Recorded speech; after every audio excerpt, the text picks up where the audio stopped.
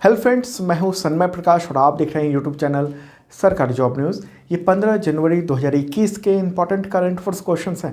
PDF available है with notes, MCQ है इस वीडियो के डिस्क्रिप्शन में, या आप इसे वीडियो खत्म होने से ठीक पहले मेरे बगल में जो डाउनलोड का लिंक आता है वहाँ से ले सकते हैं। शुरू करने से पहले बता दूं इन्फॉर्मेशन की पिछले कुछ दिनों का जो वीडियो नहीं आ पाया था वो सब आपको देखने को मिलेगा। एक दो दिनों में टोटल करंट अफेयर्स आपको देखने को मिल जाएंगे। ओके, तो शुरू करते हैं। और पहला क्वेश्चन सबसे इंपॉर्टेंट है, गणतंत्र दिवस यानी रिपब्लिक डे परेड 2021 में जो होने वाला है 26 जनवरी को, तो उसमें कोई भी विदेशी मेहमान चीफ गेस्ट नहीं होगा। तो इससे पहले ऐसा कब हुआ था? इसका आंसर होगा उपरोक्त सभी। कब कब? 1952, 1953 एंड 1966। ओके, देखिए द हिंदू की रिपोर्ट आप मेरे बगल में देख रहे हैं, उसके अनुसार विदेश मंत्रालय के जो प्रवक्ता हैं, स्पोक्स पर्सन अनुराग श्रीवास्तव, तो उन्होंने कहा है कि कोविड-19 महामारी है और उसी की वजह से ये फैसला लिया गया, ऐसा उनका कहना है। ठीक है, देखिए विदेश मंत्रालय ने ये जो घोषणा है वो यूनाइटेड किंगडम के प्राइम मिनिस्टर बोरिस जॉनसन के भारत दौरा रद्द करने के बाद ये ऐलान किया है विदेश मंत्रालय ने। इससे पहले बोरिस जॉनसन जो हैं वो इंडियन रिपब्लिक डे परेड के चीफ गेस्ट होने वाले थे, लेकिन कोविड-19 हुआ, वहाँ पर खुद ही लॉकडाउन लग चुका है काफ़ी सख्त, तो उसकी वजह से उन्होंने मना कर दिया आने से।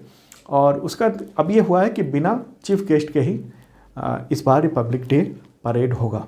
ठीक है, हालांकि इस दौरान एक अफवाह भी फैली कि सूरीनाम के प्रेसिडेंट चीफ गेस्ट हो सकते हैं, लेकिन ऐसा नहीं हुआ। हकीकत कुछ और ही निकली जो विदेश मंत्रालय ने ऐलान कर दिया। ओके, तो यहाँ कुछ इतिहास भी देख लेते हैं कि 1966 में चीफ गेस्ट क्यों नहीं बनाए गए थे कोई भी फॉरेन जो डेलीगेट्स हैं वो, या फॉरेन जो प्राइम मिनिस्टर हैं या प्रेसिडेंट हैं वो।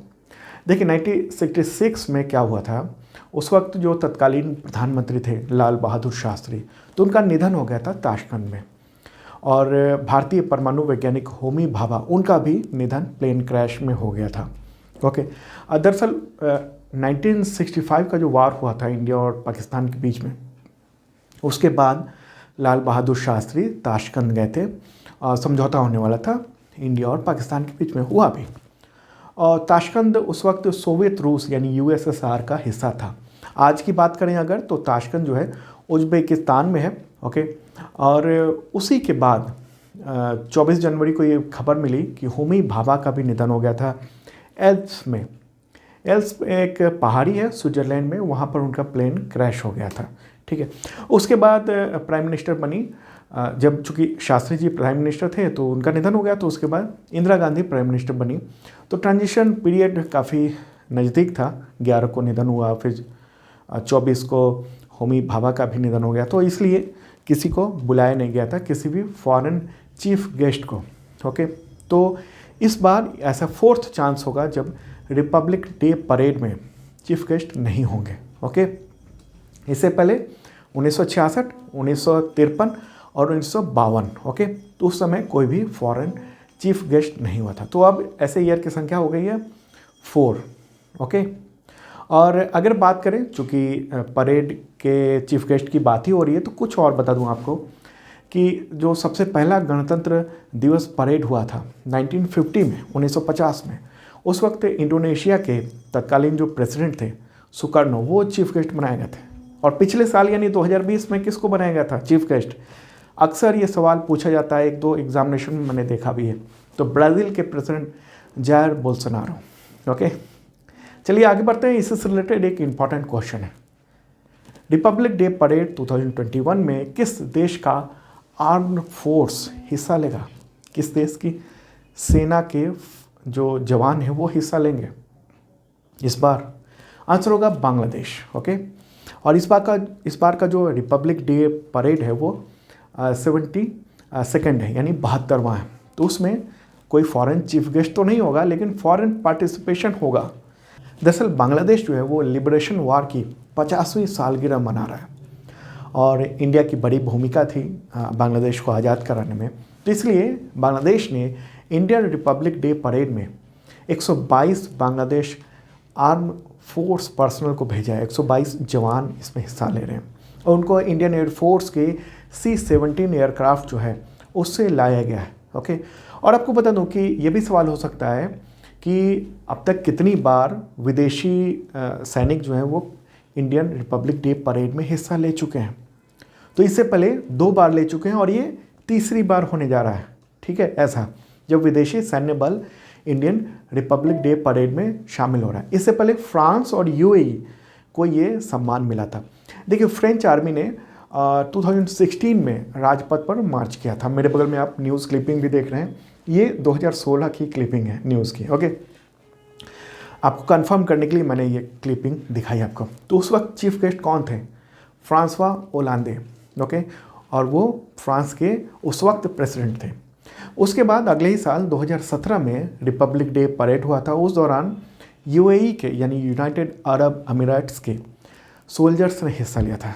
उस वक्त चीफ गेस्ट थे क्राउन प्रिंस मोहम्मद बिन जायद अल नाहयान। ओके, और बांग्लादेश के जो वहाँ के जो जवान आ रहे हैं, इंडिया आ चुके हैं 122, वो बंगाल रेजिमेंट 1, 2, 3, 4, 8, 9, 10 और 11 जो रेजिमेंट अलग अलग नंबर हैं उनके सोल्जर्स हैं। और ये वही रेजिमेंट है जिन्होंने 1971 के लिबरेशन वॉर में पाकिस्तान के खिलाफ बड़ी कार्रवाई की थी और उनको डिस्टिंक्ट ऑनर भी मिला हुआ है। अगला क्वेश्चन लेते हैं, बहुत ही इंपॉर्टेंट क्वेश्चन है ये, वेनेडियम धातु है उससे रिलेटेड क्वेश्चन आप देख रहे हैं। उससे पहले इंपॉर्टेंट इन्फॉर्मेशन कि 2020 का करंट वर्ष जो है जनवरी से दिसंबर तक का, उसका बुक अमेजन पे बेस्ट सेलर है। हज़ारों लोग डेली ले रहे हैं और आपको बता दूं कि 50,000 से ज़्यादा लोगों ने वो बुक लिया है और उसके रिव्यू भी बहुत शानदार देखने को मिल रहे हैं अमेजन पे। तो आप देख सकते हो, इस वीडियो के डिस्क्रिप्शन में उसका लिंक है। वैसे उसका PDF भी अवेलेबल है, सस्ते में है, इस वीडियो के डिस्क्रिप्शन में है। अगला क्वेश्चन लेते हैं, दुर्लभ धातु है वेनेडियम, तो भारत में पहली बार किस राज्य में वो पाया गया? बहुत इंपॉर्टेंट क्वेश्चन। आंसर होगा अरुणाचल प्रदेश। आप न्यूज़ देख रहे हैं द हिंदू की। ओके, तो मतलब ये जो धातु है जिसका नाम क्या है? वेनेडियम, तो पूरी दुनिया का जो मैप है उसमें इंडिया का भी स्थान आ गया। तो किसने खोज की है? तो भारतीय भूवैज्ञानिक सर्वेक्षण ने, GSI यानी जियोलॉजिकल सर्वे ऑफ इंडिया ने। ठीक है, तो उसने अरुणाचल प्रदेश के पापुम पारे जिले का नाम है पापुम पारे। तो वहाँ जो चट्टानें हैं उसमें वेनेडियम की खोज की है, वहाँ भंडार पाया गया है। और अरुणाचल प्रदेश जो है वेनेडियम के लिए भारत का प्रमुख उत्पादक बन जाएगा, अब जल्द ही ढूंढ लिया गया है। तो ओके, और बहुत ही कीमती धातु है। उपयोग क्या होता है इसका?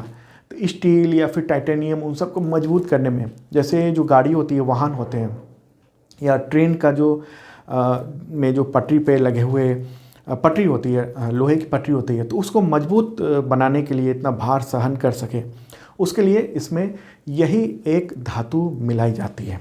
ओके, आयरन में, तो उससे बहुत मजबूत हो जाता है। और अगर बात करें कि वेनेडियम जो है कहाँ कहाँ पर है, तो मात्र इससे पहले 3 ही जगह पर पाया जाता था।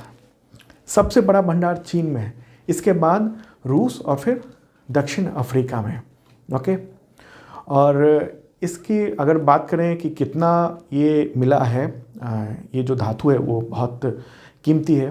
तो भारतीय खान ब्यूरो के अनुसार भारत में वेनेडियम का अनुमानित जो भंडार है वो 24.63 मिलियन टन है। ओके, अब ले चलते हैं, आपको मैप के थ्रू बताते हैं कि ये कहाँ पर वेनेडियम पाया गया। तो आप वर्ल्ड मैप देख रहे हैं मेरे बगल में, और इसमें सामने रहा प्यारा भारत। ओके, तो पूर्वोत्तर में जो अरुणाचल प्रदेश है, अब आपको 3D सैटेलाइट व्यू भी दिखा देते हैं। ओके, तो ये रहा अरुणाचल प्रदेश और यहाँ पर है पापुम पारे जिला। ठीक है, तो यहीं पर चट्टान में वेनेडियम का भंडार पाया गया। ये पहाड़ी इलाका है, मतलब पहाड़ है, हिमालयी इलाका है। तो वहीं पे GSI ने सर्वे किया और वहाँ पर ये पाया गया। और वेनेडियम के बारे में कुछ और बता दूं मैं। GSI का एक रिकॉर्ड है, द हिंदू से मैंने ये लिया है रिकॉर्ड आंकड़ा। तो उसके अनुसार 2017 में दुनिया भर में 84,000 मीट्रिक टन वेनेडियम का उत्पादन हुआ था पूरी दुनिया में। इसमें से 4% का जो कंजम्पशन है यानी उपभोग भारत ने किया था। ओके। और सबसे बड़ा उत्पादक जैसे मैंने पहले बताया चीन है, जो कि 57% उत्पादन करता है टोटल का, और 44% उपभोग करता है, यूज़ करता है। ओके। और उसी की वजह से पूरी दुनिया में वो स्टील बेचता है, भेजता है। ओके। उसके इक्विपमेंट बनाता है बहुत सारे मजबूत स्टील के। उसके बाद रूस है और फिर दक्षिण अफ्रीका उत्पादक है। तो वेनेडियम उत्पादक देशों का जो मैप है उसमें अब भारत भी शामिल हो गया है। ये बहुत अच्छी खबर है। अगला क्वेश्चन लेते हैं। पूर्व सैनिक दिवस ये कब मनाया जाता है? आंसर होगा इसका 14 जनवरी। ओके। देश में भारतीय सशस्त्र सेनाओं द्वारा वर्ष 2017 से 14 जनवरी को पूर्व सैनिकों के बलिदान और उनके सम्मान को याद करने के लिए, सम्मान देने के लिए ये दिवस मनाया जाता है। ओके। और आपको बता दूं कि फील्ड मार्शल जो करियप्पा थे 1953 में इसी दिन यानी 14 जनवरी 1953 को वो रिटायर हुए थे। तो एक तरह से उनको भी याद किया जाता है। अगला क्वेश्चन, देश के पहले फायर पार्क का 5 जनवरी 2021 को उद्घाटन किया गया है। तो ये कहाँ पर है, किस राज्य में? आंसर का ओडिशा में। ओके। और ओडिशा में कहाँ पर है? तो भुवनेश्वर में। न्यूज़ भी आप मेरे बगल में देख रहे हैं। ठीक है। देश का पहला फायर पार्क है। मुख्यमंत्री हैं वहाँ के नवीन पटनायक, तो उन्होंने एक वर्चुअल प्रोग्राम में इसका उद्घाटन किया है। और इसमें जो फायर से बचने के लिए क्या क्या कदम उठाए जा सकते हैं उसके बारे में दिया गया है। इक्विपमेंट जो दुनिया भर में यूज़ होते हैं उसके बारे में बताया गया, दिखाया गया वहाँ पर, मतलब उसके सैंपल भी रखे गए हैं और ट्रेनिंग भी दी जाएगी वहाँ पर लोगों को। ओके। एक अच्छी बात है। तो उड़ीसा की बात हो रही है, उसके गवर्नर कौन है? गणेशी लाल।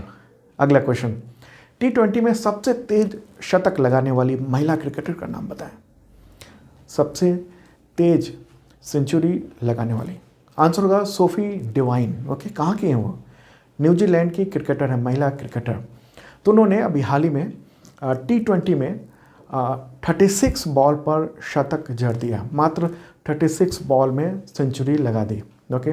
और इससे पहले ये जो रिकॉर्ड था वो वेस्ट इंडीज़ की डायंड्रा डॉटिन उनके नाम था। 2010 में उन्होंने ये सेंचुरी लगाई थी।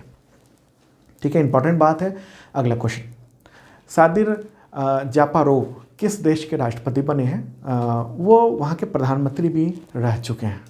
और आपको बता दूं कि अभी हाल ही में चुनाव हुए हैं और 11 जनवरी को उन्होंने जीत हासिल की है। उसके बाद वो प्रेसिडेंट बन चुके हैं। किर्गिस्तान की बात हो रही है, राजधानी क्या है? बिश्केक। ओके। और मुद्रा क्या है? Currency Kyrgyzstani som. अगला क्वेश्चन, किस राज्य में बने अखिल भारतीय आयुर्विज्ञान संस्थान यानी एम्स उसने कायाकल्प पुरस्कार योजना में तीसरी बार जीत हासिल की है? तीसरी बार। आंसर होगा ओडिशा। कहाँ पर है? भुवनेश्वर में है ये एम्स। तो उसने कायाकल्प पुरस्कार जीतकर ये बताया है कि वो बदलाव कर सकता है। ओके। 2 करोड़ रुपए का अवार्ड भी उनको मिलेगा जल्द ही। तो इसका ऐलान हुआ है अभी हाल ही में गवर्नमेंट की ओर से। अगला क्वेश्चन, भारतवंशी वेद मेहता, तो उनका निधन हो गया 9 जनवरी 2021 को। तो किस लिए जाने जाते थे वो? आंसर होगा लेखन, यानी वो लेखक थे। ओके। 86 ईयर के थे वेद मेहता। उनका जन्म हुआ था भारत विभाजन से पहले लाहौर में। ओके। 1934 में एक पंजाबी परिवार में। बाद में वो इंडिया गए थे और फिर वो उसके बाद अमेरिका गए और वहाँ उन्होंने एक तरह से नाम कमाया। तो उनके जो प्रारंभिक जो संघर्ष रहे इंडिया पाकिस्तान बंटवारे के बाद जो इंडिया आए और कैसे उन्होंने पढ़ाई की वगैरह वगैरह, तो उन सब का उन्होंने एक संस्मरण बुक जारी किया था और उसका नाम था कॉन्टिनेंट्स ऑफ एग्जाइल। वो बहुत प्रसिद्ध हुआ और पूरी दुनिया में काफ़ी लोकप्रिय रहा, अमेरिका में भी लोकप्रिय रहा।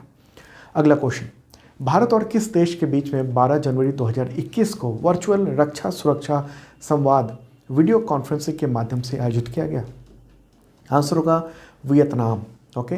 अब भारत के जो रक्षा सचिव हैं डिफेंस सेक्रेटरी अजय कुमार और वियतनाम के उप रक्षा मंत्री गुयेन ची विन, तो उनके बीच में सुरक्षा वार्ता हुई है, डिफेंस टॉक हुई है और इसमें आपसी जो सामरिक साझेदारी कैसे बढ़ाया जाए, इन सब पर बातचीत हुई है। ओके, और आपको बता दूं कि वियतनाम और चाइना का टेंशन चल रहा है, जैसे इंडिया और चाइना का जो टेंशन चल रहा है इसी तरीके से। तो एक तरह से वियतनाम जो है वो भारत के करीब आ रहा है, इंपॉर्टेंट देश है और भारत के साथ बेहतर संबंध हो रहे हैं। तो वहाँ के प्रेसिडेंट कौन है? डुएन फू त्रोंग। ओके, प्रेसिडेंट है डुएन फू त्रोंग। और प्राइम मिनिस्टर कौन है? तो म्यू येन तन जुंग। ओके, म्यू येन तन जुग। और राजधानी हनोई है। और मुद्रा क्या है? Currency वियतनामी Dong. ओके, तो दोस्तों ये था इंपॉर्टेंट करंट अफेयर्स। कैसा लगा जरूर बताना कमेंट बॉक्स में। और फिर से बता दूं कि 2020 का करंट अफेयर्स इंपॉर्टेंट अवेलेबल है तमाम एग्जामिनेशन में।